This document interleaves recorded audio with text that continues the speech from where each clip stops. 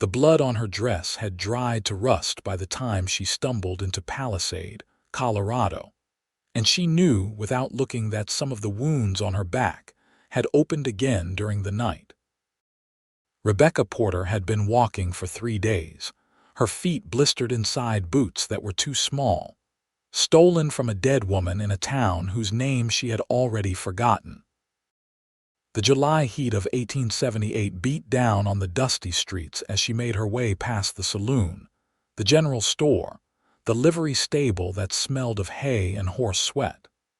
She kept her head down, her dark hair tangled and matted, her green eyes fixed on the wooden planks beneath her feet.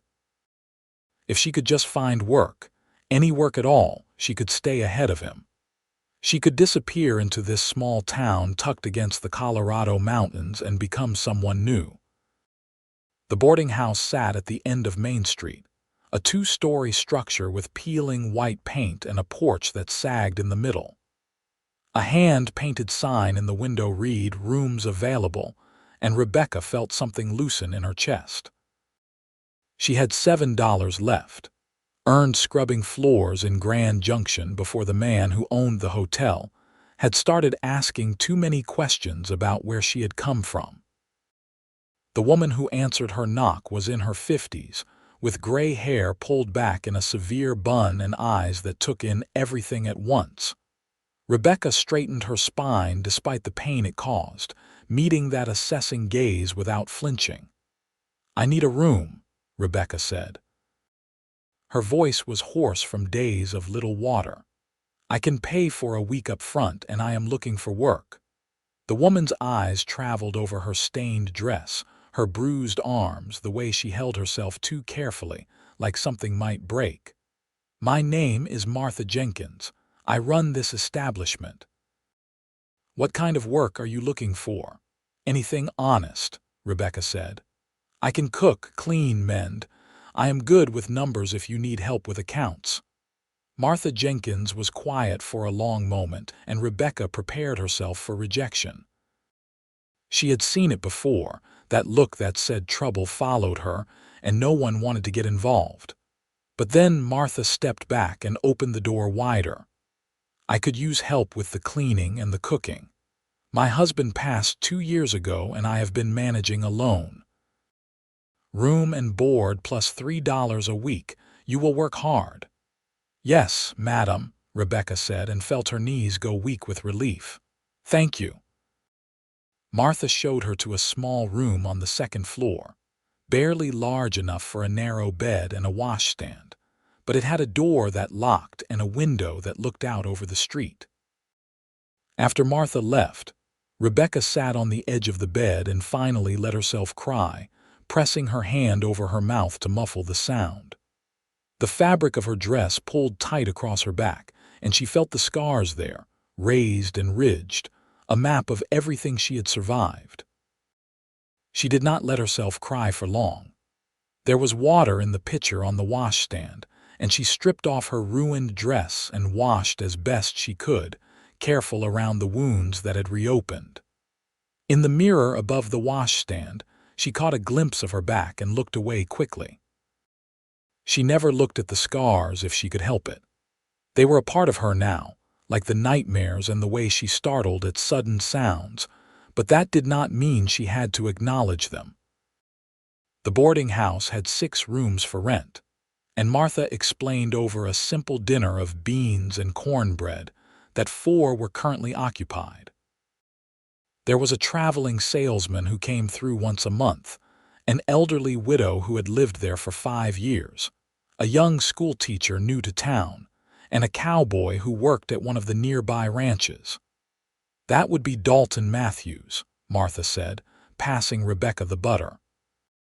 "He has been here about 2 months, keeps to himself mostly, but he is always polite and pays on time. Works for the Triple Creek Ranch about 5 miles north of town." Rebecca nodded, filing the information away. She had learned to be careful around men, to read their intentions in the way they looked at her, the tone of their voices. She would be cautious with this Dalton Matthews, with all of them. She met him the next morning as she was carrying water upstairs. He was coming down the narrow staircase, his hat in his hands, and they nearly collided on the landing. Rebecca stepped back quickly, water sloshing over the rim of the bucket, and found herself looking up at a man who stood well over 6 feet tall. Dalton Matthews had dark hair that needed cutting and brown eyes that held a wariness she recognized. He was probably around 25, his face tanned from long days in the sun, his hands calloused and strong. There was a scar along his jawline, still pink and new, and he held himself with the careful posture of someone who had learned not to trust easily. "Sorry, miss," he said, his voice a low rumble. "Did not mean to startle you." "It is fine," Rebecca said, keeping her eyes down. She moved to step around him, but the staircase was too narrow and they were too close. She could smell leather and soap and something else, something clean like pine trees after rain. Dalton pressed himself against the wall to let her pass, and Rebecca hurried by him, her heart pounding harder than the near collision warranted. She felt his eyes on her as she continued up the stairs, and she told herself it was just the usual curiosity. A new woman in town always drew attention. The days fell into a rhythm. Rebecca rose before dawn to help Martha prepare breakfast for the boarders. She cleaned the rooms, washed the linens, mended torn sheets and pillowcases. Martha taught her how to make the bread the way the boarders liked it, how to stretch a chicken to feed 8 people, how to get blood stains out of fabric. That last lesson made Rebecca's hands shake, but she learned it anyway. She saw Dalton Matthews in passing.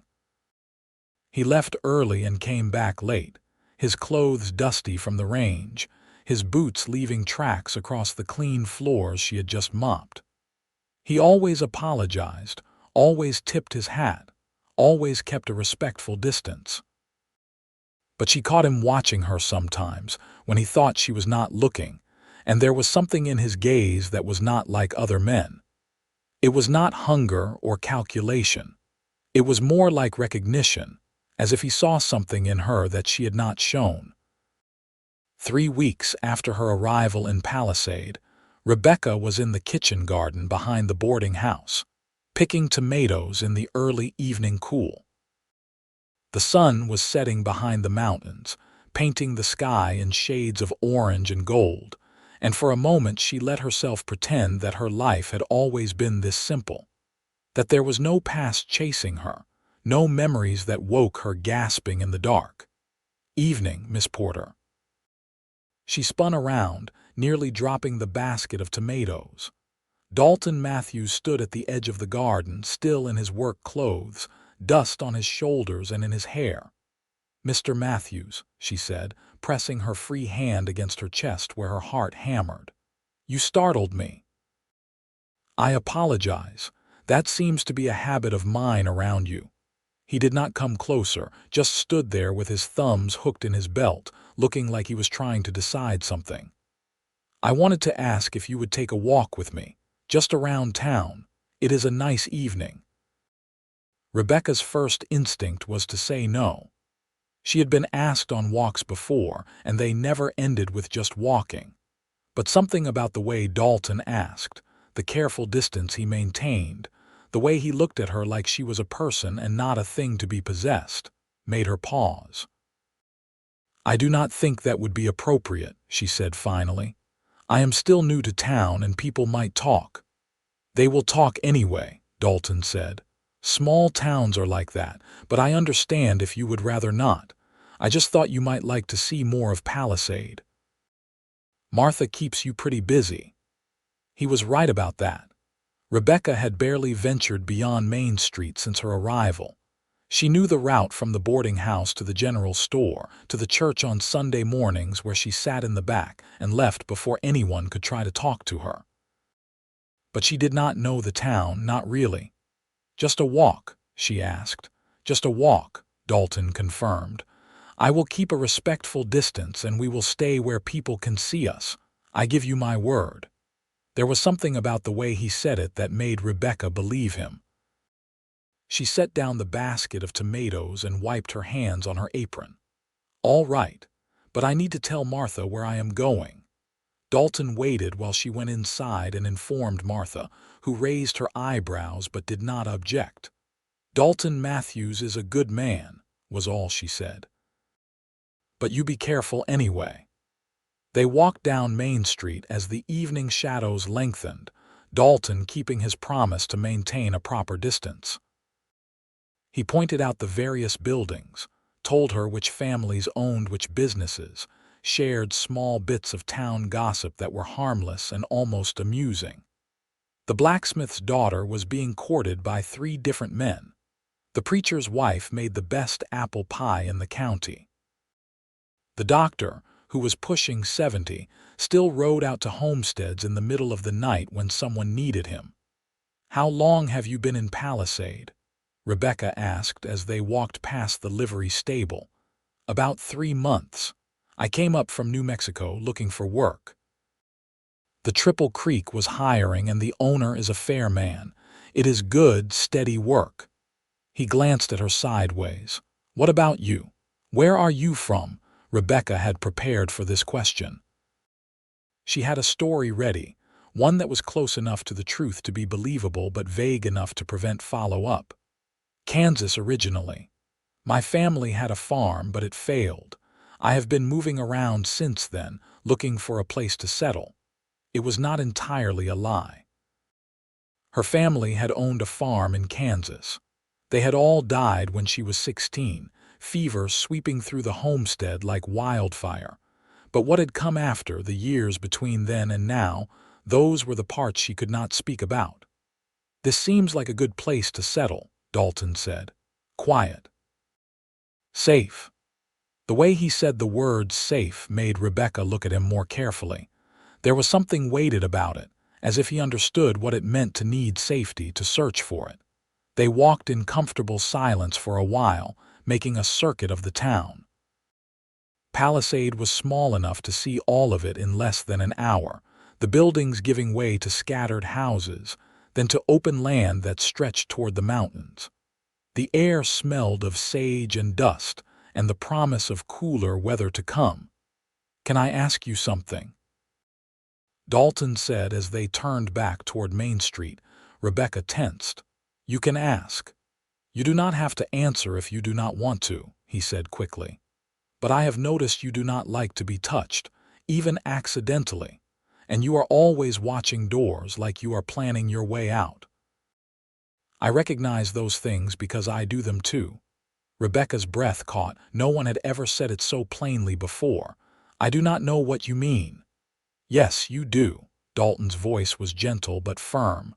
"I am not asking what happened to you. That is your business. I just want you to know that I understand, and that I would never hurt you." They had reached the boarding house. Rebecca stopped at the bottom of the porch steps, her hands clenched in the fabric of her skirt. "Why are you telling me this?" "Because I would like to take you on another walk sometime. Maybe sit with you at church on Sunday. Get to know you better." Dalton met her eyes, and there was no deception there, no hidden agenda she could detect. "But I want you to know that you are safe with me. That is important." Rebecca did not know what to say. A part of her wanted to run back inside and lock her door and never come out. But another part, a part that had been silent for so long she had almost forgotten it existed, wanted to say yes. Wanted to believe that safety was possible, that not every man was a monster. "I will think about it," she said finally. Dalton nodded, putting his hat back on. "That is all I ask. Good night, Miss Porter." "Good night, Mr. Matthews." She watched him walk away toward the livery stable where he kept his horse, and then she went inside. Martha was in the parlor, mending by lamplight, and she looked up when Rebecca entered. "How was your walk?" "It was nice," Rebecca said. "He was a perfect gentleman." Martha smiled. "I told you he was a good man. There are not many of those left in this world, but Dalton Matthews is one of them." Rebecca went upstairs to her small room and sat on the edge of the bed, her hands trembling. She wanted to believe Martha. She wanted to believe Dalton, but belief was dangerous. It made you vulnerable. It made you trust, and trust was what got you hurt. That night, as she lay in the dark, she felt the scars on her back like they were fresh, like the whip had just finished its work.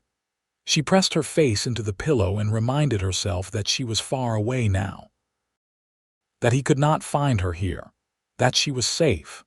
But safety was a relative thing, and she had learned not to rely on it. Sunday came, and Rebecca went to church as she always did, slipping into the back pew just as the service started. She was halfway through the first hymn when someone sat down beside her. She looked over and found Dalton Matthews, clean-shaven and wearing a shirt that looked freshly pressed. He did not say anything, just shared his hymnal with her, and Rebecca felt something warm unfurl in her chest. After the service, he walked her back to the boarding house, and this time when he asked if he could call on her properly, she said yes. They began courting, though it was the slowest, most careful courtship Palisade had probably ever seen. Dalton never pushed, never demanded more than she was willing to give. He took her on walks, sat with her on the boarding house porch in the evenings after she finished her work, brought her wildflowers he picked on the range. They talked about safe things: the weather, the town, books they had read, places they had been. Rebecca told him about growing up on the Kansas farm, about her parents and her younger brother, all dead now. She told him about learning to read from her mother, about the garden her father had planted every spring, about the way the wheat had looked in the summer, golden and endless. Dalton told her about growing up in Texas, about his father who had been a rancher before drought killed the cattle and his father's will to keep trying, about working on various ranches since he was 14, moving from place to place, never quite finding somewhere that felt like home. "Does Palisade feel like home?" Rebecca asked one evening as they sat on the porch watching the sunset. Dalton was quiet for a moment. "It is starting to," he said, "more than anywhere else has." August melted into September and the air began to cool. The leaves in the cottonwood trees along the creek turned gold, and the mountains seemed to draw closer, their peaks already touched with early snow. Rebecca had been in Palisade for 2 months, and she was beginning to believe that she might be able to stay, that the past might actually stay in the past. Then one Saturday morning, as she was hanging laundry in the yard behind the boarding house, she heard Martha scream. Rebecca dropped the sheet she was holding and ran inside, her heart in her throat. She found Martha in the front hallway, backed against the wall, her face white. A man stood in the doorway, and Rebecca's blood turned to ice. He was tall and broad-shouldered, with black hair going gray at the temples and eyes like chips of blue stone. He wore an expensive suit and a gold watch chain, and he smiled when he saw Rebecca, a smile that held no warmth at all. "There you are, my dear," Celas' porter said. "I have been looking everywhere for you." Rebecca could not breathe. The room tilted and she grabbed the wall to keep from falling. This could not be happening. She had been so careful. She had covered her tracks, changed her name, never stayed in one place long enough for him to find her, except her name was still Porter. She had kept her married name because she had thought he would never look for her under it. She had thought he would assume she would try to disappear completely. "I do not know you," Rebecca said, forcing the words past her frozen lips. "You have the wrong person." Celas laughed, a sound like breaking glass. "Do not be ridiculous, Rebecca. You are my wife. You belong to me. Now stop this foolishness and come home." "No," Rebecca said. Her voice was shaking, but she made herself stand straight, made herself meet his eyes. "I am not going anywhere with you." Celas's smile vanished. "You do not have a choice. You made vows before God. You are mine." She said no. Dalton appeared in the doorway behind Celas, and Rebecca had never been so glad to see anyone in her life. He must have heard the commotion from the street, because he was still dusty from the range, his hat pushed back on his head. Celas turned, sizing Dalton up with a dismissive glance. "This does not concern you, Cowboy. This is between me and my wife." "She does not seem to want to go with you," Dalton said, his voice calm but with an edge to it like a blade. "So I suggest you leave. I am not leaving without her." Celas reached into his jacket and Rebecca saw the flash of a gun. "Now you can either step aside or I can make you step aside." Dalton did not move. "You pull that gun and I will have the sheriff here before you can blink. Is that what you want? To get arrested for threatening people in a public boarding house?" Celas hesitated, and Rebecca saw the calculation in his eyes. He was a respected man in Kansas, a landowner, someone with power and influence. But here he was nobody and he knew it. "This is not over," Celas said, turning back to Rebecca. "You are my wife. The law is on my side. You will come home one way or another." He left, brushing past Dalton with deliberate force, and they heard his boots on the porch steps, then the sound of a horse being ridden away fast. Martha was crying. Rebecca stood frozen in the middle of the hallway, her entire body shaking. Dalton came to her slowly, like approaching a spooked horse, his hands held out where she could see them. "Rebecca," he said softly, "are you all right?" She shook her head. She was not all right. She would never be all right. Celas had found her and he would not give up. He never gave up. That was why she had the scars on her back, why she had run in the first place. "I need to leave," she said, her voice barely a whisper. "I need to leave tonight. He will come back and he will make me go with him, and I cannot go back there." "Hold on," Dalton said. "Just hold on, let me think." Martha had recovered enough to speak. "That man is your husband, was," Rebecca said. "I left him. I ran away. He beat me, and I thought if I ran far enough, changed enough, he would not find me. But he did." "He cannot just take you," Martha said. "This is not legal." "He does not care about legal," Rebecca said. "He has money and power. He will find a way. He always finds a way." Dalton was quiet for a long moment, his jaw tight. Then he said, "Marry me." Rebecca stared at him. "What, marry me?" Dalton repeated. "If you are married to me, he cannot claim you as his wife. You will be legally mine, not his." "That does not work like that," Martha said. "She is still married to him." "Not if she gets a divorce first," Dalton said. "Or an annulment. There has to be a way." Rebecca's mind was racing. "There is no time. He will be back. And even if there was, you do not want to marry me. You barely know me. You do not know what he is capable of." "I know enough," Dalton said. "I know that you are brave and kind and you work harder than anyone I have ever met. I know that you deserve to be safe. And I know that I care about you more than I have cared about anyone in a long time." He took a careful step closer. "Let me help you, Rebecca." "Please."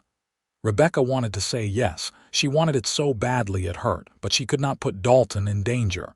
Celas would kill him without hesitation if he stood in the way. "He will hurt you," she said. "He will kill you." "He can try," Dalton said, and there was steel in his voice now. "But I am not as easy to kill as I look." Martha cleared her throat. "We need to involve the sheriff, get the law on our side." "Yes," Dalton said. "That is a start. Come on, Rebecca, let us go talk to Sheriff Carson." The sheriff's office was a small building next to the general store. Sheriff Tom Carson was in his 40s, with graying hair and a lined face that had seen too much.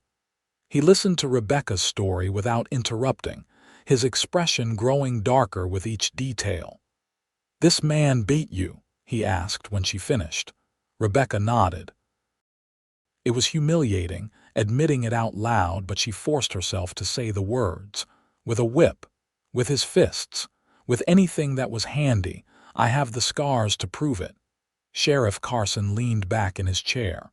"The problem is, legally, you are still his wife." The law gives a husband certain rights over his wife, even if we do not agree with them. If he has not been convicted of any crime, and if you have not filed for divorce, then he has a legal claim to you. So you are saying you cannot help me, Rebecca said flatly.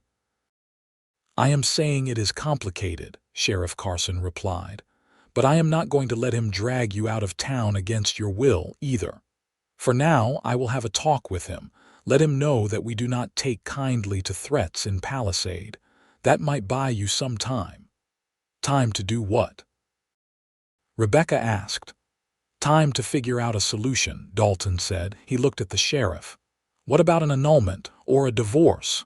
Either one takes time, Sheriff Carson said, and money for a lawyer. Even then, it is not guaranteed. Men like him, with money and influence, they usually win these kinds of fights. Rebecca felt the walls closing in. She had known this would happen eventually. She had known that running would only work for so long, but she had hoped foolishly that she might have more time. There is another option, Dalton said slowly. We could leave, both of us, go somewhere he cannot find us. He will chase you to the ends of the earth, Rebecca said. It is not about me, not really. It is about winning, about not letting me have what I want. Then we make sure he does not win, Dalton said. He turned to Sheriff Carson. Can you keep her safe for a few days, while I figure something out? The sheriff nodded. She can stay at my house. My wife will look after her. Your man will not get past me. Rebecca wanted to argue, but she was too tired and too afraid. She let them make the arrangements, let Dalton walk her to the sheriff's house at the edge of town, a small but sturdy building with a garden in front. Mrs. Carson was a kind woman with soft eyes and gentle hands, and she settled Rebecca in a spare bedroom that smelled of lavender and clean linens. You rest now, Mrs. Carson said. You are safe here. But Rebecca could not rest.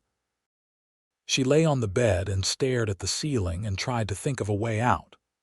There had to be something she could do, some way to escape this without dragging Dalton and Martha and these kind people into her nightmare.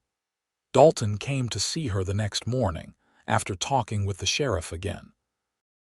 Celas had taken a room at the hotel in town, apparently settling in for a siege. He had not tried to approach Rebecca again, but he made his presence known, walking up and down Main Street, tipping his hat to the townspeople, playing the role of the concerned husband. He is telling people that you are sick, Dalton said, sitting in the parlor of the sheriff's house while Rebecca perched on the edge of a chair. That you ran away because you are unwell, and he just wants to take you home and get you help. Rebecca laughed bitterly. Of course he is. He is good at that, making himself look like the victim. Dalton leaned forward, his elbows on his knees. I have been thinking, what if we did get married? Really married, I mean. I know it is fast, and I know we do not know each other as well as most people do when they get engaged, but we could make it work. I would protect you, Rebecca. I would give you a life where you never have to be afraid again. You cannot promise that, Rebecca said. No one can promise that. Maybe not, Dalton admitted. But I can promise that I will try, that I will stand between you and him for as long as I have breath in my body.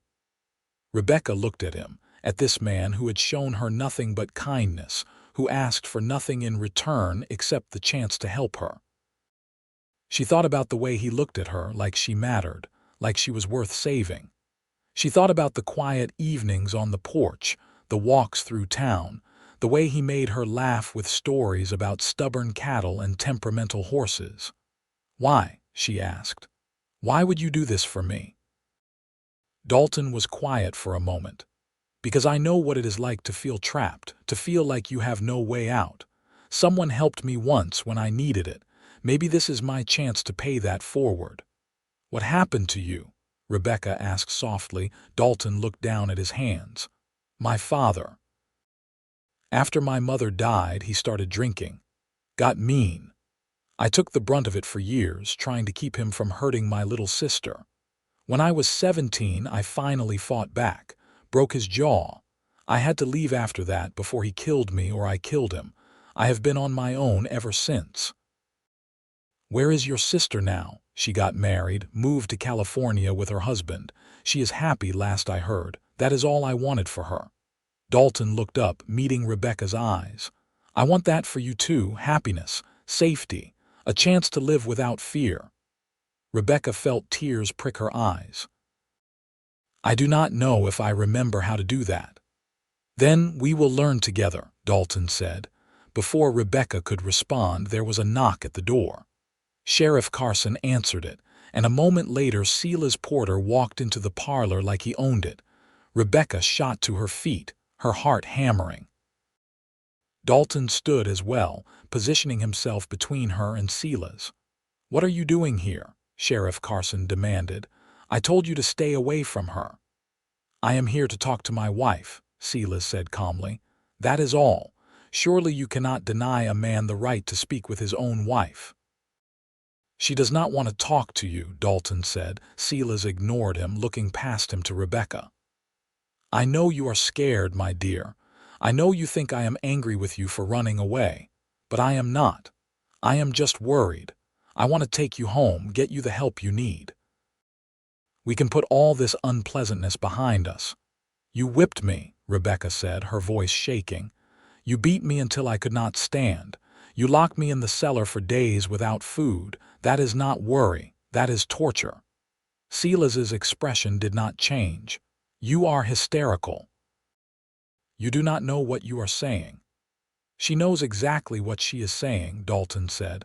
And you need to leave now, or what? Celas smiled, cold and dangerous. You will make me. I would love to see you try, Cowboy. Sheriff Carson stepped forward. That is enough. Mr. Porter, I am going to have to ask you to leave my home. You have had your chance to talk, and she has made her feelings clear. If you continue to harass her, I will arrest you. On what charge? Celas asked. Trying to retrieve my own wife. Disturbing the peace, for starters, the sheriff said. And if you push me, I will find more. Now get out. Celas held the sheriff's gaze for a long moment, then turned to Rebecca one last time. This is not over.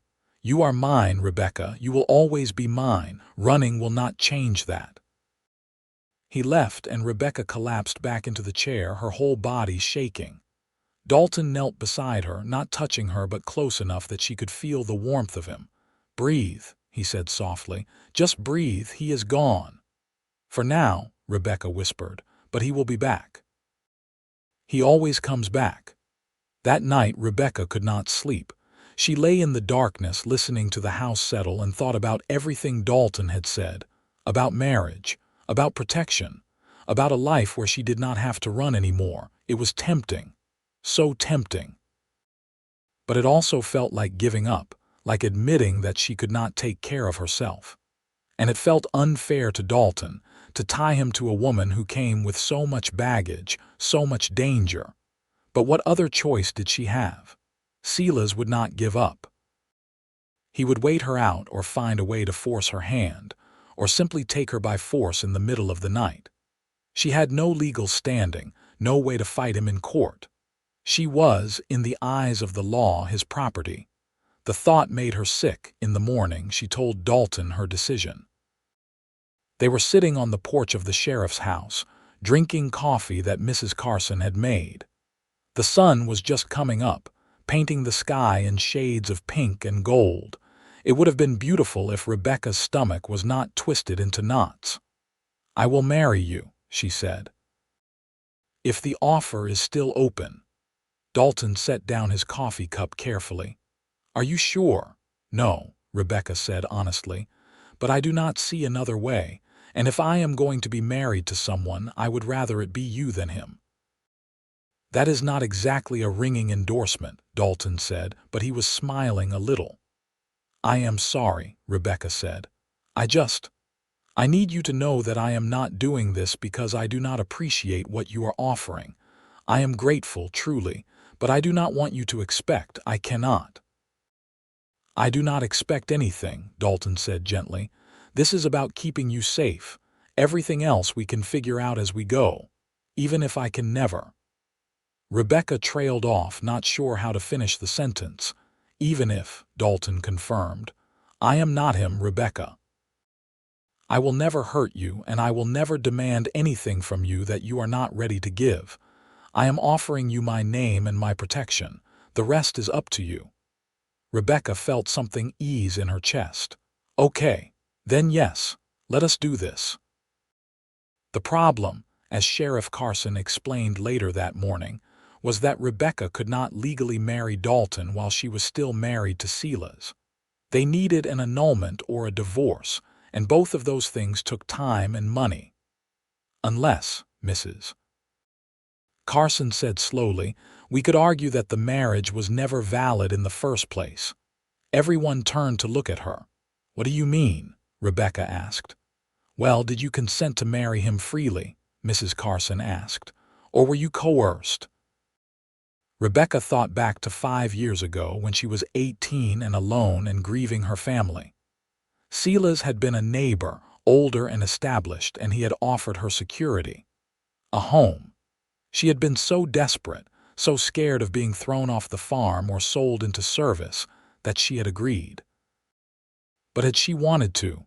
Had it been a choice? "I was 18, Rebecca said slowly. "My family had just died and I had no money, no prospects. He said he would take care of me. I did not love him, but I thought it was my only option." "That could be argued as coercion, Mrs.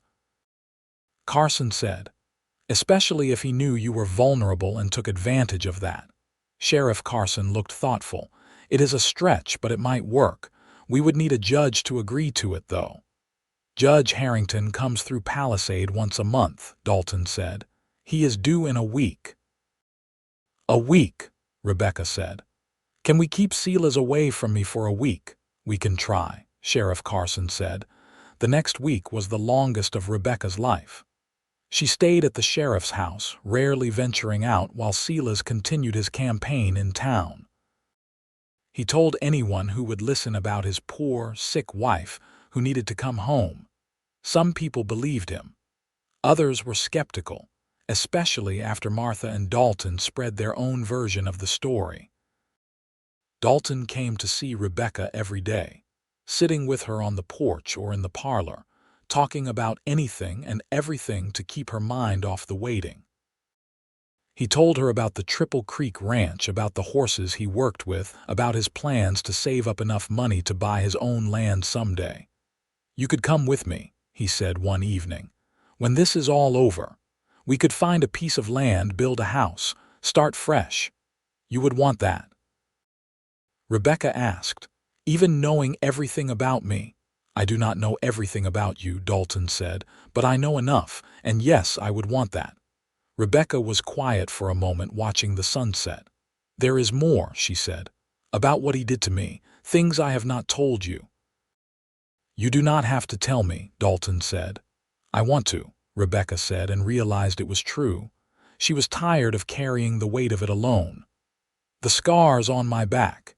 He did that with a whip when I tried to leave the first time. He said it was to teach me a lesson, to remind me that I belonged to him." Dalton's hands clenched into fists, but his voice stayed calm. "How long ago?" "A year. I spent 3 months recovering, barely able to move, and then as soon as I could walk again, I started planning. I saved every penny I could hide, stole food and supplies, waited for him to go away on business. When he finally left, I took a horse and I ran. I have been running ever since." "You are not running anymore," Dalton said. "You are standing and fighting. There is a difference." Rebecca wanted to believe him. Judge Harrington arrived on a Tuesday afternoon, riding into town in a wagon pulled by 2 tired-looking mules. He was a small man with white hair and spectacles, and he listened to Rebecca's petition for an annulment with a grave expression.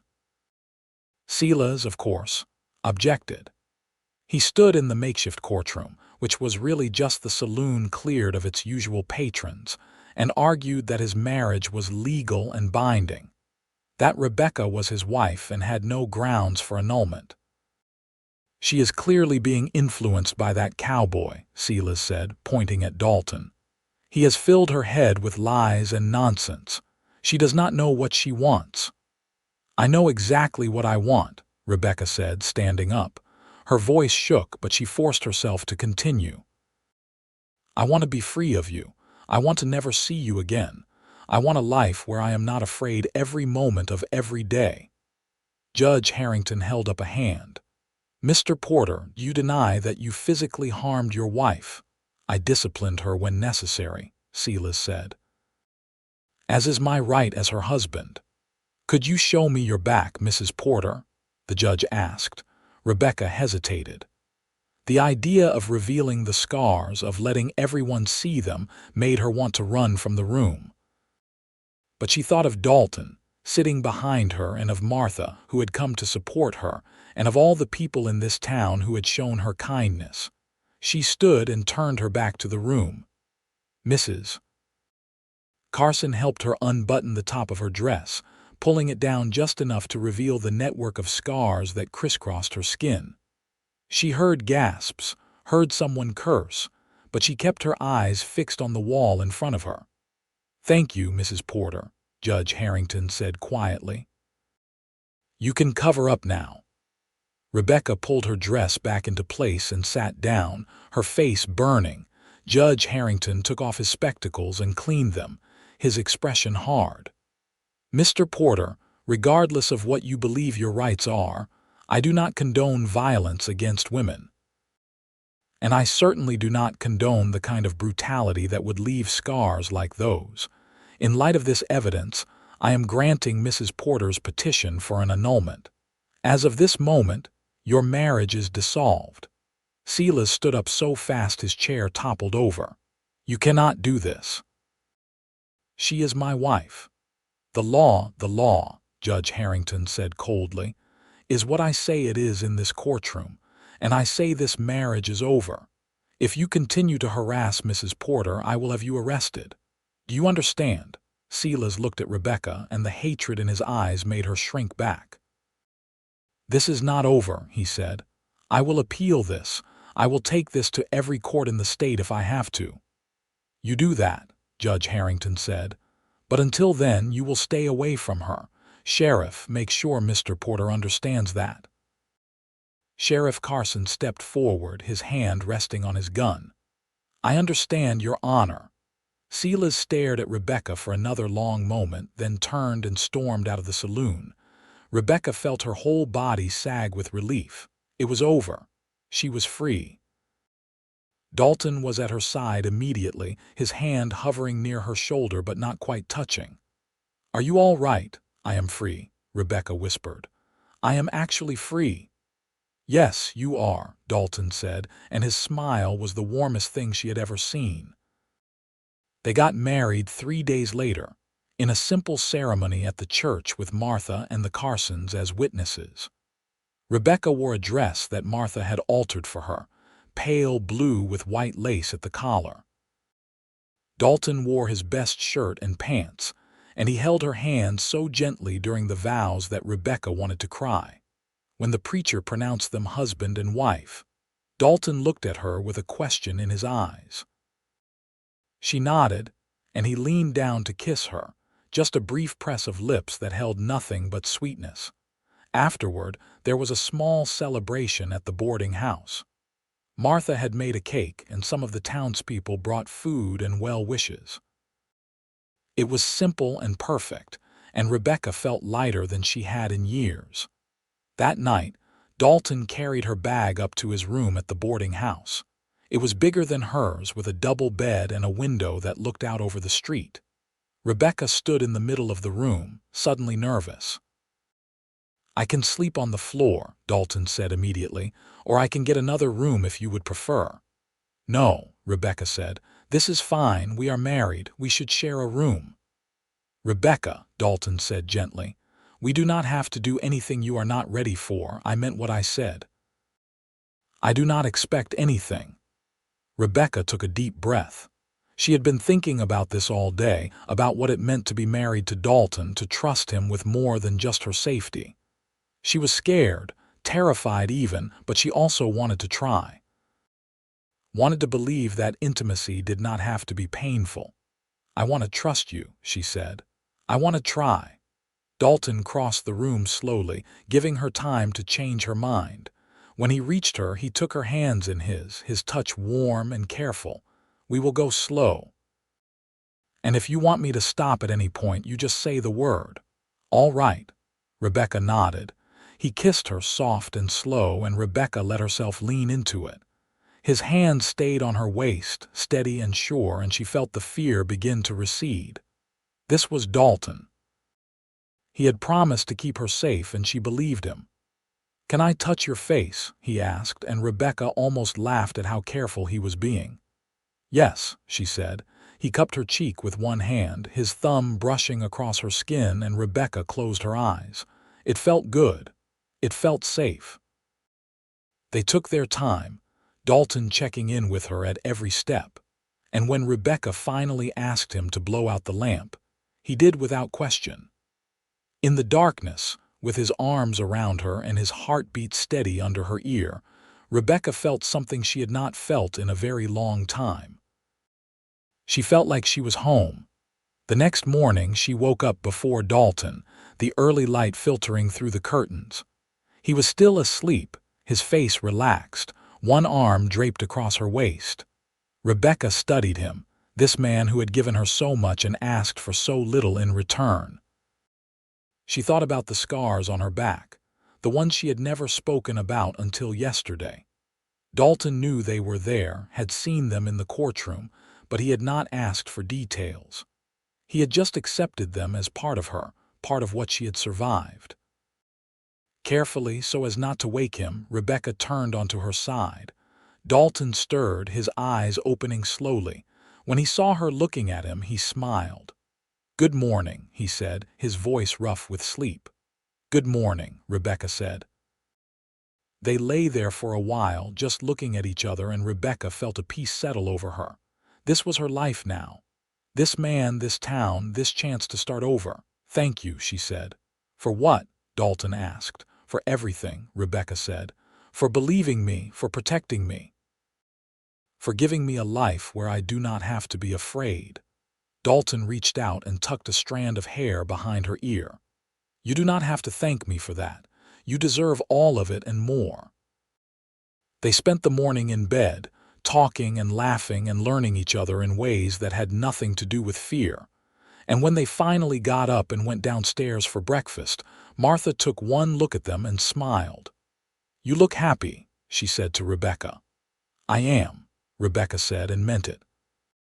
Celas left Palisade that afternoon, riding out of town on his expensive horse without a word to anyone. Sheriff Carson watched him go and then stopped by the boarding house to let Rebecca know. "I do not think he will be back," the sheriff said. "But if he does, you let me know immediately."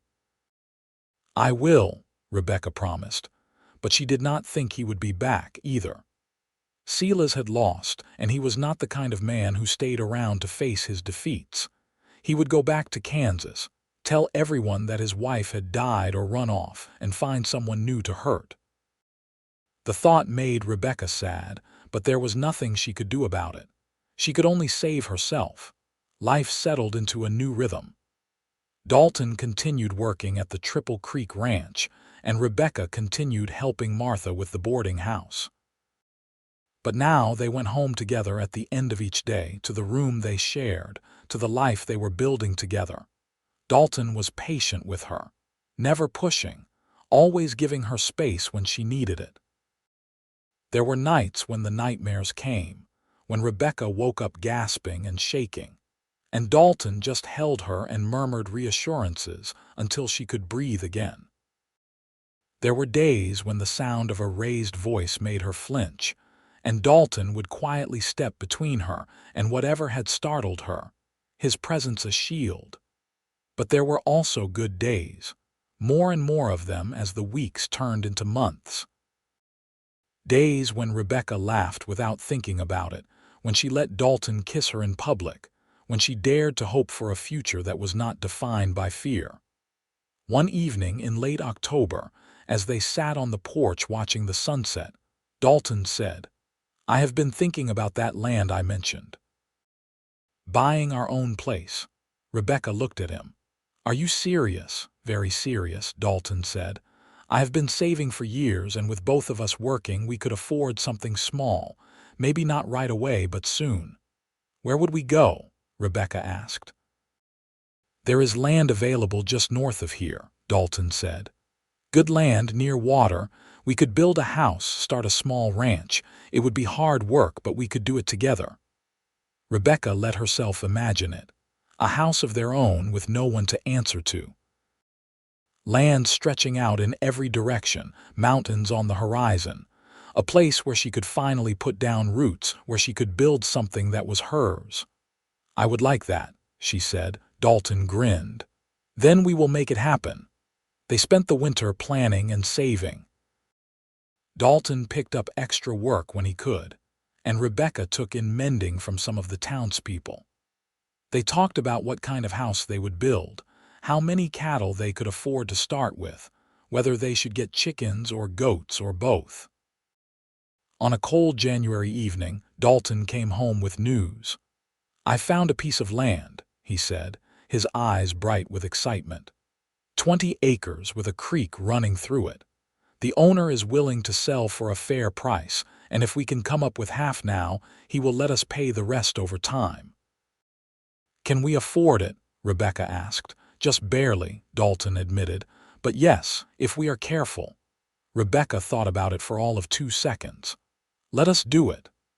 They signed the papers in February, standing in the land office with the deed in Dalton's hand, both of their names written on it. Rebecca stared at those names, Dalton Matthews and Rebecca Matthews, and felt a surge of pride. This was theirs. No one could take it away. They broke ground on the house in March, as soon as the weather allowed. It was just Dalton and Rebecca at first, laying the foundation, cutting the lumber, hauling stones for the fireplace. But then, some of the men from the Triple Creek Ranch came to help, and Martha showed up with food and encouragement, and before long it felt like the whole town was invested in their success. The house came together slowly but surely. It was small, just 3 rooms and a loft, but it was sturdy and well made. Rebecca chose the placement of the windows, making sure there was plenty of light. Dalton built the fireplace with his own hands, each stone placed with care. On a warm May evening, they moved into the house. There was not much to move, just their clothes and a few pieces of furniture that Martha had given them, but it felt momentous. Rebecca stood in the middle of the main room, looking around at the bare walls and the rough-hewn floors, and felt tears prick her eyes. "This is ours," she said.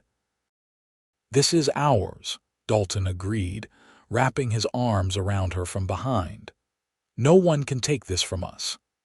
That night, they lay in their new bed in their new house, and Dalton traced the scars on Rebecca's back with gentle fingers.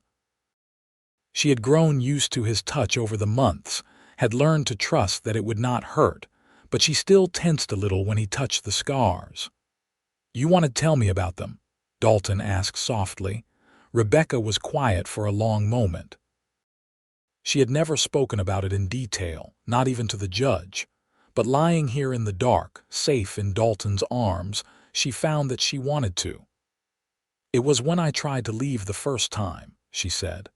"I had packed a bag, waited until he went into town, but he came back early and found me. He dragged me to the barn and tied my wrists to a beam. Then he took his whip." Dalton's arms tightened around her, but he did not say anything. "He said it was to teach me a lesson," Rebecca continued. "That I belonged to him and I had no right to leave. He whipped me until I passed out. When I woke up, I was in the cellar, locked in. He left me there for 3 days without food or water. When he finally let me out, he told me that if I ever tried to leave again, he would kill me." "But you did leave," Dalton said. "Yes," Rebecca said. "Because I realized that staying would kill me anyway. Maybe not right away, but eventually. I would rather die trying to escape than die under his hand. Dalton kissed her shoulder, then each scar he could reach. You are so brave, he said. Braver than anyone I have ever met. I do not feel brave, Rebecca admitted. That is what makes it count, Dalton said, being afraid and doing it anyway. Rebecca turned in his arms so she could see his face. I am glad I found you. I am glad you found me. Me too, Dalton said and kissed her. They made love slowly, carefully, and afterward Rebecca felt something shift in her chest. It was not that the scars were gone or that the memories had faded, but they had less power over her now. She was building new memories, better ones, and they were starting to outnumber the bad. Summer came, and with it the hard work of building a ranch. They bought 6 head of cattle, 3 cows and 3 calves, and Dalton built a small barn and corral. Rebecca planted a vegetable garden, rows of beans and tomatoes and squash that she tended every morning. They got chickens, a dozen hens and a rooster that woke them up before dawn every day. It was exhausting work from sunrise to sunset, but it was theirs. Every fence post Dalton drove into the ground, every seed Rebecca planted, every egg they collected, it all belonged to them. No one could take it away. On a hot July afternoon, almost exactly a year after Rebecca had first stumbled into Palisade, she stood in the garden and realized she was happy. Truly, deeply happy. The fear was still there, lurking in the corners, but it did not control her anymore. She had built a life beyond it, a life full of good things. Dalton came up behind her, his arms slipping around her waist. What are you thinking about? How much has changed, Rebecca said. A year ago I was running. Now I have a home, a husband, a future. And you are happy? Dalton asked. Rebecca turned in his arms and kissed him. Yes, I am happy. That fall, Rebecca discovered she was pregnant. She told Dalton one evening after dinner, watching his face carefully for his reaction. She was not sure how she felt about it herself, the idea of bringing a child into the world when she still carried so much damage, but Dalton's face lit up like the sun. Really? He asked. We are going to have a baby. Yes, Rebecca said, and found herself smiling despite her fears. Dalton picked her up and spun her around, laughing, and Rebecca held on and let herself feel the joy of it. Maybe she was damaged, maybe she carried scars that would never fully heal, but she could still give a child love. She could give a child safety. That had to be enough. The winter was hard, as winters in Colorado tended to be. Rebecca grew large and uncomfortable, and Dalton fussed over her constantly, making sure she did not work too hard, that she stayed warm, that she ate enough. Martha came out to visit once a week, bringing food and advice and reassurance. You are going to be a wonderful mother, Martha said one afternoon as they sat by the fire. I hope so, Rebecca said. I am terrified I will do it wrong, that I will hurt them somehow. Every mother is terrified, Martha said, but you have a good heart, Rebecca, and you have Dalton. That child is going to be loved beyond measure.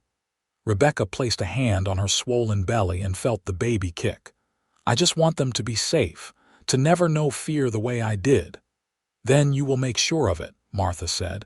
You are stronger than you think. The baby came in March, during a late snowstorm that left drifts 3 feet high outside the door. The doctor barely made it to the house in time, and Dalton was white-faced and shaking by the time it was over. But when he held their son for the first time, tears streaming down his face, Rebecca knew that everything had been worth it. They named him Samuel, after Dalton's father. Despite everything, Dalton said, his father had loved him once before the drinking and the anger took over. He wanted to honor that. Rebecca held Samuel in her arms and marveled at how small he was, how perfect. His tiny hands gripped her finger, and she felt a fierce protectiveness rise up in her. No one would ever hurt this child. She would make sure of it. The first year of Samuel's life was a blur of sleepless nights and endless work, but it was also full of joy. Watching Dalton teach Samuel to smile, to laugh, to take his first steps. Seeing the ranch grow and thrive, the garden producing more than they could eat. Feeling the weight of the past finally begin to lift. On Samuel's first birthday, they had a small party at the house.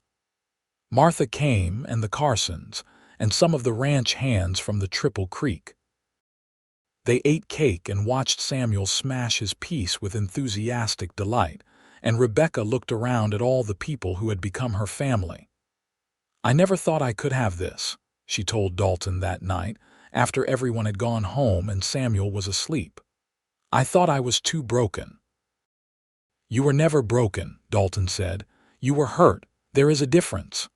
"How did you get so wise?" Rebecca asked, smiling. "I had a good teacher," Dalton said, pulling her close. They stood on the porch of their house, looking out at the land that stretched before them. The mountains in the distance, the creek running silver in the moonlight, the barn where their cattle slept. It was not a grand life, not by any measure. But it was theirs, built from nothing, built on hope and hard work and love. 2 years later, Rebecca gave birth to a daughter. They named her Clara, and she had Rebecca's green eyes and Dalton's dark hair. Samuel was fascinated by his baby sister, always wanting to hold her, to help feed her, to show her his toys. The ranch continued to grow. They added more cattle, bought a horse for Samuel to learn to ride, expanded the garden, and started selling their excess produce in town. Dalton talked about eventually buying more land, building a bigger house, but Rebecca was content with what they had. It was enough, more than enough. 5 years after Rebecca first arrived in Palisade, Martha passed away in her sleep. Rebecca cried for days, mourning the woman who had given her a chance when she needed it most. They buried Martha in the town cemetery, and Rebecca placed wildflowers on the grave every week. The boarding house went to Martha's niece, who had no interest in running it. Dalton and Rebecca talked about it, calculated their savings, and made an offer. To Rebecca's surprise, the niece accepted. Running the boarding house in addition to the ranch was a lot of work, but they managed.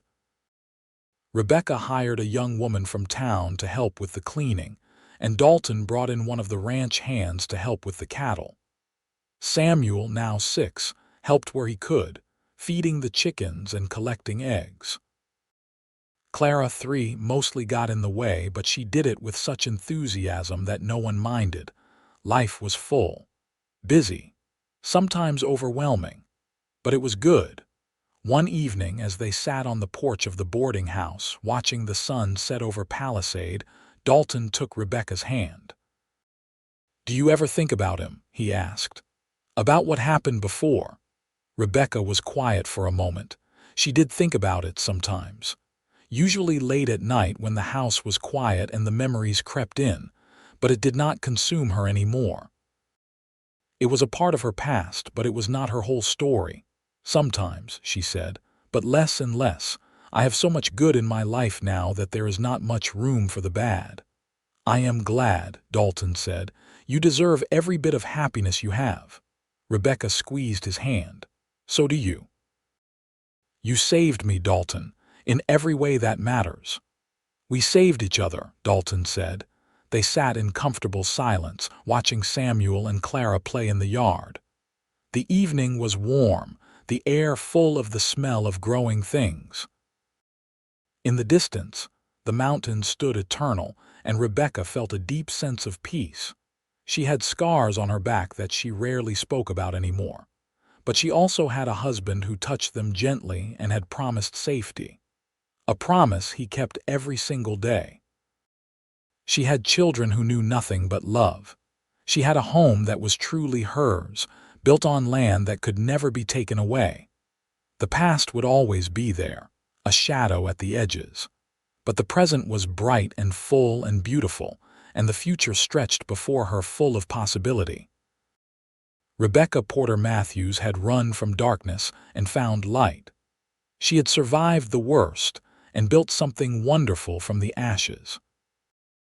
And sitting on that porch, with Dalton beside her and her children playing in the yard, she knew that she had finally found what she had been searching for all along. She had found home.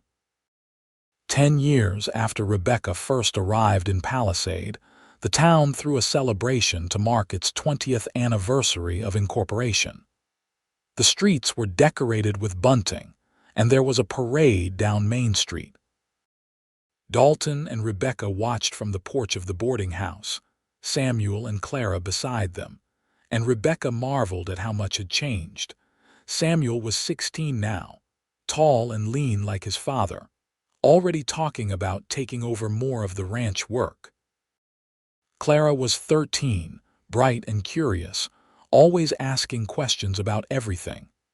They were good kids, kind kids, and Rebecca was proud of them. The boarding house was thriving. Rebecca had a reputation for running a clean, comfortable establishment, and they were rarely without a full house. The ranch was doing well too, their herd grown to 30 head, their land expanded by another 20 acres. "Who would have thought," Dalton said, echoing Rebecca's thoughts, "that we would end up here?" "Not me," Rebecca admitted. "When I first came to Palisade, I was just trying to survive. I never imagined I would build a life." "You did more than that," Dalton said. "You built a legacy." Rebecca looked at him, at the gray that was starting to show in his hair, the lines around his eyes from years of squinting into the sun.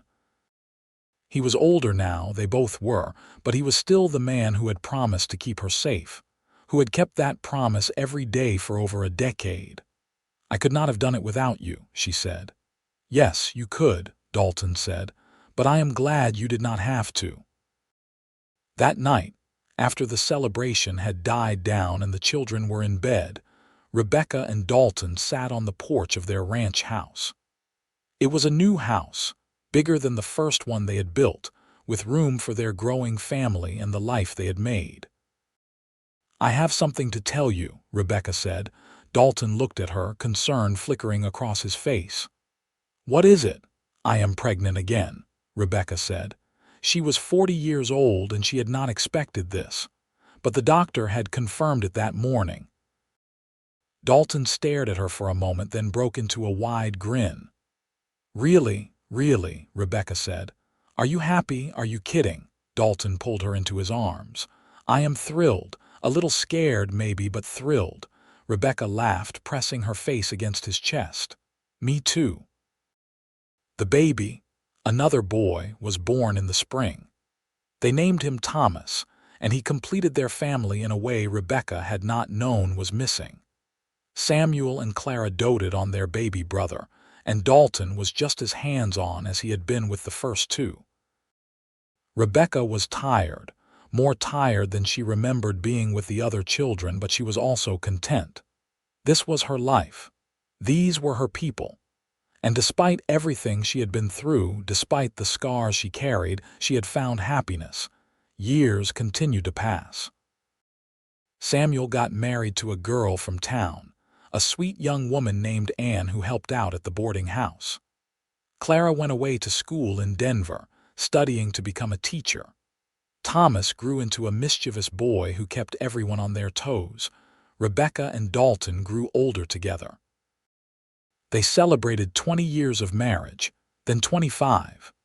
They added grandchildren to the family, Samuel and Anne giving them 2 girls who looked just like Rebecca.